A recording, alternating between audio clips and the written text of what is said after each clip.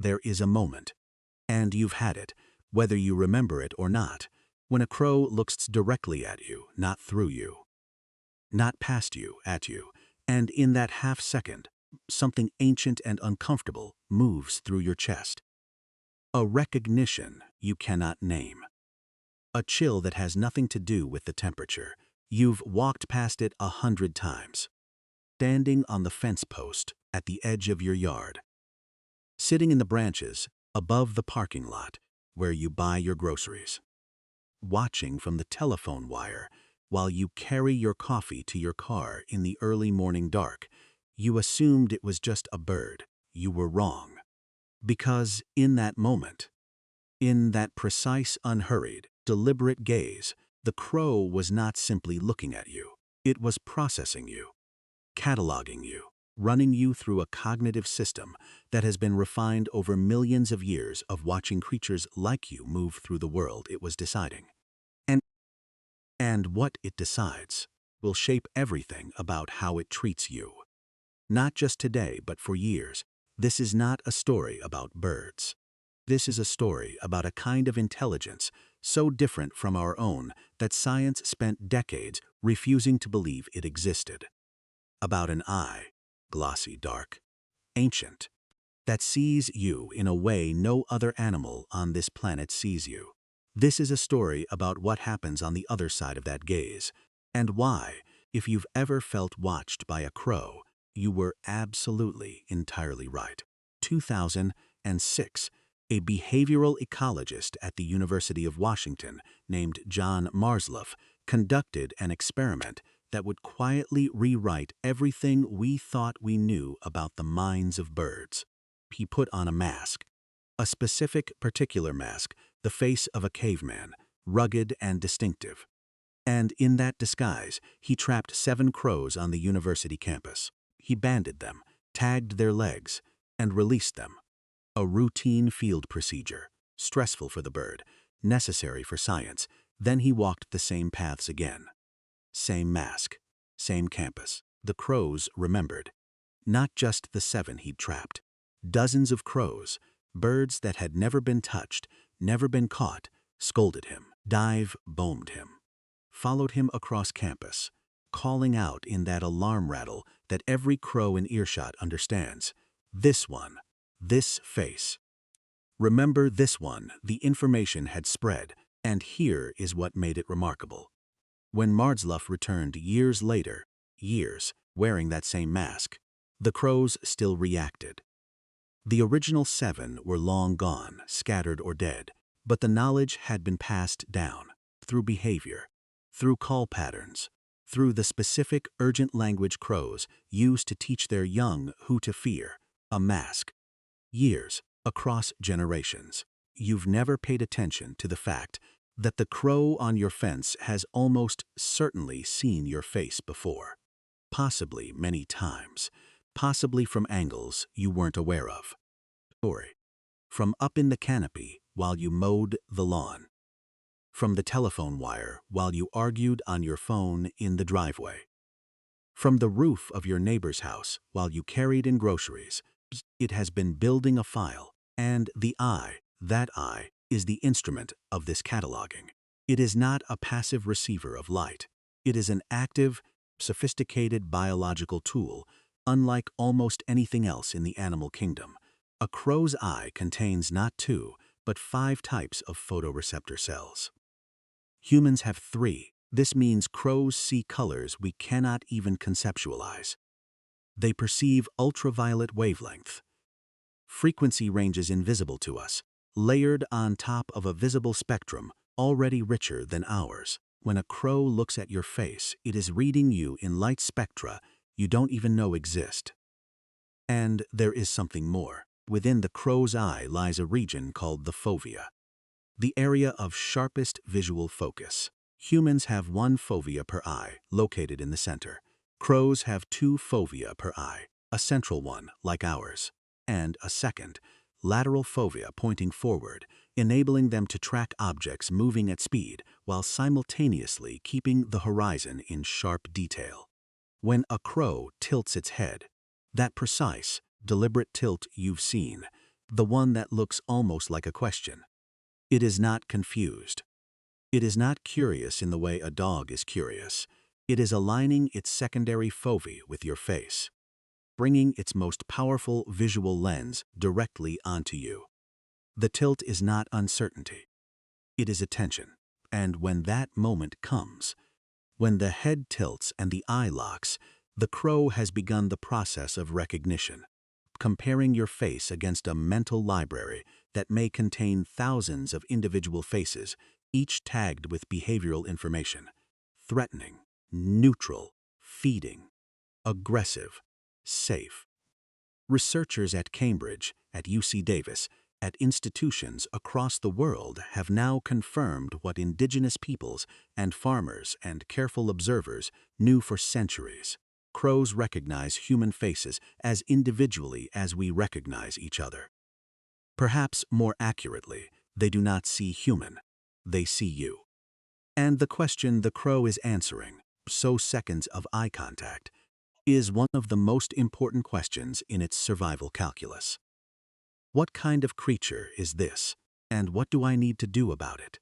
Let us talk about the decision itself, because the crow does not look at you and see a simple binary, safe or dangerous. The system is far more nuanced than that, far more layered. Understanding what it is actually calculating in those seconds of eye contact reveals something extraordinary about the nature of crow cognition. The crow is running, simultaneously, at least 3 separate assessments. The first is threat evaluation. Is this creature behaving in a way that correlates with past threats? Is it making direct, sustained eye contact?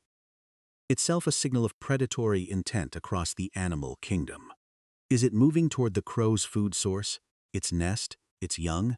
Does its face match any face in the crow's memory tagged with a danger signal? Crows learn from each other what threatening behavior looks like, not abstractly, specifically.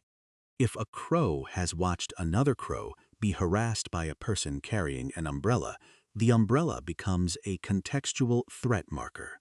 If your neighbor once threw a rock at crows near your shared fence line, you may have inherited a portion of their suspicion simply by association of location. The second assessment is resource relevance. Is this creature a potential food source? Not literally. Crows are not going to eat you. But have you in the past produced food in this crow's presence? Left scraps, scattered seed? Set out offerings in the quiet, unassuming way that certain humans do, often without fully understanding that they are being observed and cataloged in the act. People who feed crows, deliberately or not, become landmarks in the crow's mental geography of their territory. You are not just a face. You are a location, a time, a resource probability. The crow calculates. This face, in this yard, in the morning, has a 70% likelihood of producing peanuts, and it acts accordingly. The third assessment, and this is the one that should stop you cold, is social significance. Crows are not solitary processors. They are deeply, intricately social animals who share information across their flock, their family group, their extended community in ways we are only beginning to map. When a crow looks at you, it is also computing. What do I know about this creature from others? What signals have I received from my family group regarding this face or this location? This is why the scolding of one crow can bring 5 more within minutes. Not because the others heard noise, because the specific pattern of the call contained information, the equivalent of a verbal description transmitted through a medium we are only beginning to decipher. Now, story. Here is where the science becomes almost unsettling in its intimacy. Researchers studying crow cognition have discovered that crows engage in what is called gaze following, the ability to track where another creature is looking and use that information to make inferences. Broke. When a crow watches you look at something, it does not simply note that your head has turned. It attempts to determine what you are looking at, and why. This is a cognitive capacity, once thought to be exclusively human, or at best, shared only with the great apes. It requires a level of theory of mind. An understanding that other creatures have mental states, intentions, perspectives separate from your own. That neuroscience considered beyond the reach of a brain, the size of a walnut. The crow's brain is the size of a walnut. And yet, in 2020, a series of studies from Tübingen revealed something that shook the field of comparative cognition to its foundations. Crows were shown to possess neurons in their pallium, the bird equivalent of the cerebral cortex, that fire in patterns almost identical to the patterns that, in primate brains, are associated with conscious perception, with awareness. With the sense of being an experiencing subject in the world. When a crow looks at you, there may be something it is like to be that crow, looking at you. There may be an inner experience on the other side of that gaze. And if that is true, if there is even a small, tentative foothold of subjective experience in the mind behind that eye, then what the crow is doing in those seconds of eye contact is not merely calculation. It is consideration. There is a woman in Gifford Pinchos National Forest. Her name, in crow research circles, simply referred to as the Puyallup Valley Observer, who began feeding a single crow outside her kitchen window in the winter of 2011. She did not plan a study.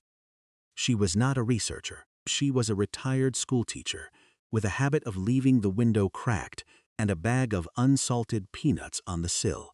By spring, there were 4 crows. By the following winter, 11, and they began bringing her things, batus, a broken piece of reflective glass, a piece of aluminum foil folded with something approaching precision, a small green bead, a strip of red fabric, twice, a single white feather. Though whether this was gift or coincidence, she could never say. This behavior, the offering of objects by crows to humans who feed them, has been documented now in dozens of cases across Europe, North America, and Japan. Scientists are careful in their language about it. They say the crows may be caching objects near food sources, or that the behavior may be a byproduct of social learning among juveniles. They are appropriately cautious. But the woman in Gifford Pinchot was not a scientist. And she noticed something the papers do not easily capture. The crows brought her things specifically after she had fed them, not before. Not as a precursor, after, as if in response, as if in a language she could almost hear the structure of, but could not quite translate. She began to understand that what she had initiated, that first cracked window, that first winter peanut, was not charity. It was the beginning of a relationship, and relationships, for crows, carry weight and consequence across time. The crow social structure, is built around something called the family group, an extended kinship network in which young crows remain with their parents for 2 to 5 years, helping to raise younger siblings, learning the territory, learning the faces, learning the history. This means that if you establish a positive relationship with a crow today, the information about you, your face, your reliability, your location, your behavioral patterns, will be transmitted to that crow's offspring. You can inherit, across generations of birds, a reputation. This is not metaphor. This has been measured. Researchers tracking color-banded crows in Seattle documented cases where human feeders who had been dead for years were still associated in the behavioral patterns of the local crow population with their former addresses. The crows still congregated near those houses, still expected resources there. The memory, encoded in the social fabric of the group, outlasted the individual humans who had created it. You are, in a very real sense, legible to your local crow population in ways that extend beyond your lifetime. Now, let us return to that moment of eye contact. Because knowing what we now know, the question the crow is asking gains an entirely new dimension. It is not only threat or safe. It is this the kind of creature that might, over time, become part of my world? Is this the kind of creature worth investing attention in? Crows have been observed to approach grieving humans differently than content ones. To react to illness in a caretaker, the subtle behavioral changes of someone who is unwell, with what can only be described as increased vigilance. Distinguish between a household member who feeds them and one who does not, even when both individuals behave neutrally. They are reading something in you that you cannot read in yourself. Crow on your fence is not looking at your face, is looking at your history, the cumulative pattern of everything you have ever done in proximity to its territory. And it is using that history to predict your future. It is deciding what kind of story you are, and whether that story is worth following. There is one more thing the crow decides when it looks at you, and it is perhaps the strangest thing of all. Crows hold what researchers now formally call funeral gatherings. When a crow dies, struck by a car, taken by a hawk fallen from exposure, other crows come, not always immediately, sometimes within minutes, sometimes over hours. They gather in the trees surrounding the body. They call. They distant, individually, to look at the dead crow. And they leave. Kaeli Swift, a Corvid researcher at the University of Washington, spent years studying this behavior. What she found was that these gatherings were not random expressions of grief. They were information-gathering events. The crows were trying to determine what killed the bird. They were assessing the danger. They were encoding the location, the circumstances, the associated smells and shapes, and presences into their collective memory as a zone of elevated threat. For weeks after a crow funeral, the area remained dangerous in the local crow population's social map. They avoided it. They scolded creatures that lingered near it. They taught their young to be wary. The funerals were education. But here is the part that Swift found most difficult to write about in clinical language. The response of individual crows who had long-term associations with the dead bird. Crows who had nested near it, who had fed alongside it, who had, by any measurable behavioral definition, spent significant time in its company. Those crows stayed longer. They returned, sometimes over several days. Their behavior in those returns, the repeated sense to the body, the specific vocalizations, the stillness, could not be categorized cleanly as information gathering. It exceeded the functional explanation. Something else was happening. Whether we call it grief is a question for philosophers and for time. But something was happening that did not have a clean scientific name. Something that looked, from the outside, almost unbearably like what grief looks like when we do it.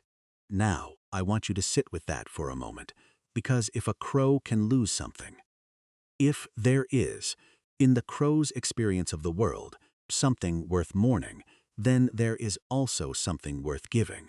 The gifts are real, documented, peer-reviewed. Crows who develop positive relationships with humans have been observed leaving objects, shiny, interesting, sometimes inexplicable objects, at or near the sites of feeding. Researchers have tried to explain this as cache displacement, as play behavior, as accidental transport. And some of it, perhaps, is those things. But some of it is not easily explained by those mechanisms.